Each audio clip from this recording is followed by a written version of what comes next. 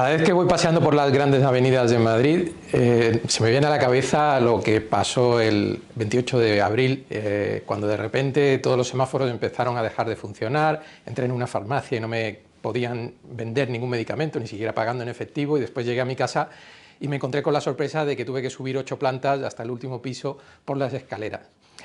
Supongo que a ti te pasa igual. Ese día se nos quedó enmarcado en la memoria, pero soy Antonio Flores y hoy me gustaría hablarte de que probablemente ese recuerdo lo vamos a vivir de nuevo muy pronto. Como digo, el 28 de abril pasó una circunstancia muy curiosa. De repente, el total de la demanda de energía en España bajó de 25 gigavatios a 12,5, justo el 50%. Es decir, la mitad de los españoles nos desvanecimos en 5 segundos. Yo no recuerdo a ninguna persona a mi alrededor que se desvaneciera en 5 segundos y desapareciera. Pero bueno, esa fue una idea que nuestro presidente Pedro Sánchez, con su estrategia de hablo de algo que no tiene absolutamente nada que ver, pues derivó hacia el tema de si las nucleares son buenas o malas o regulares.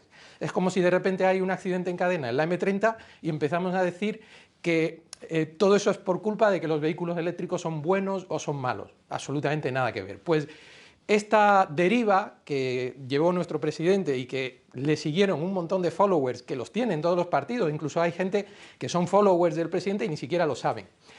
La cuestión es que ese dato que cambió en la demanda, que como digo es un dato ficticio porque ningún español desapareció del planeta en ese día, es un dato manipulado en el sistema eléctrico. ¿Cómo se ha manipulado ese dato? Pues si hablamos con expertos en ciberseguridad, todos coinciden, o la mayoría coincide, en que no pudo ser un ciberataque, porque normalmente un ciberataque, cuando ocurre, es muy difícil de recuperar en tan poco tiempo, en horas. Normalmente el ataque pues, suele perdurar días y suele tener réplicas. Esto no ocurrió. Es decir, ¿es posible que alguien le diera al botoncito intencionadamente? ¿Que estuviéramos hablando de una manipulación, de un sabotaje del sistema? Pues yo empiezo a reflexionar y resulta que el 28 de abril fue lunes de una semana de puente, donde prácticamente todas las empresas del país están a medio gas. Veníamos 10 días antes de las vacaciones de Semana Santa. Ese fin de semana era un fin de semana largo, un puente, era el puente de mayo, con lo cual probablemente el 99% de los españoles estábamos en un sitio muy controlado, era en nuestro trabajo o en nuestra casa, según la situación de cada uno. Ocurrió a media mañana, es decir, no ocurrió a primera hora de la mañana, en hora punta o a última hora de la noche, ocurrió a media mañana, un momento relajado, ocurrió en un momento del año en el que el clima era templado, no hacía falta ni aire acondicionado, ni calefacción, es decir, era un entorno absolutamente controlado como el que se utiliza para hacer un experimento. Y si empezamos a pensar en la tesis de que alguien le dio el botoncito de manera intencionada, porque de ninguna otra manera física ni razonable pudo ocurrir ese apagón, por mucho que se intente derivar el tema a otras cuestiones que no tienen nada que ver, la pregunta que surge es, si se hizo un experimento, ¿para qué?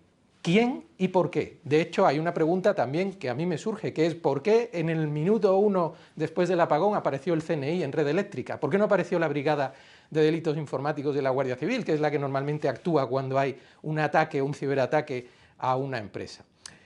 Bueno, todo esto son preguntas que derivan a la siguiente pregunta, es si alguien ha hecho un experimento es porque pretende hacer algo después con él. Nadie hace un experimento para después meterlo en el cajón y no hacer nada más. Con lo cual, mi recomendación es, prepárate porque el siguiente, que puede ocurrir en cualquier momento, a lo mejor te ocurre cuando estés de vacaciones en Benidorm, en Torrevieja o en tu yate de Puerto Banús, no va a ser igual. Probablemente va a ser más largo, probablemente va a ser por la noche, probablemente va a ser un poquito más que lo que fue un mero experimento controlado.